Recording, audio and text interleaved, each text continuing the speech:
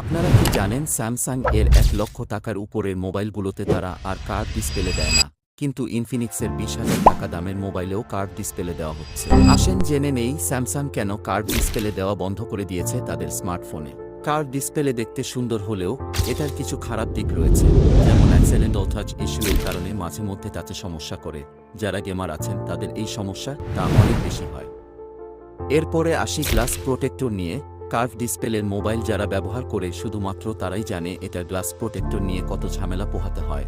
তাছাড়া ফ্ল্যাট ডিসপ্লের গ্লাসের দাম ১০০ টাকা হলেও কার্ভ ডিসপ্লের গ্লাসের দাম ৫০০ থেকে ৬০০ নিয়ে নেয় এবং গ্লাসের কোণাগুলোতেও বাতাস ঢুকে যায়, যেটা খুবই বিরক্তকর। তাছাড়া কার্ভ ডিসপ্লেতে কাভার ব্যবহার করলেও আরেক ঝামেলা, সেটা হলো স্ক্রিনের কিছু অংশ কাভারের ভিতরে ঢুকে পড়ে, যার কারণে মুভির সফটেও দেখতে সমস্যা হয়।